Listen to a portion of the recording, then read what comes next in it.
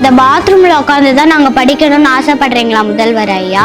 என் பேரு ரோஷினி. இப்போ எல்லா ஸ்கூல்லையுமே எல்லா வசதியுமே இருக்கு. ஆனால் இந்த ஸ்கூல்ல எந்த வசதியுமே இல்லை.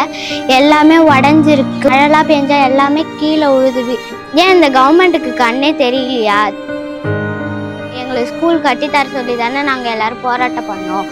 நாங்கள் எத்தனை தடவை தான் போராட்டம் பண்ணாலும் நீங்கள் கட்டித்தரவே மாட்டேங்கிறீங்க. இதே பாருங்க, இதுதான் பாத்ரூமு.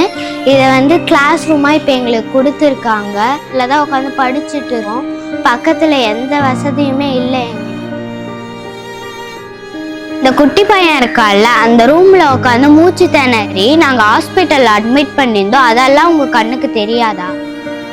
இந்த பாத்ரூம்ல உட்காந்து தான் நாங்கள் படிக்கணும்னு ஆசைப்படுறீங்களா முதல்வர் ஐயா?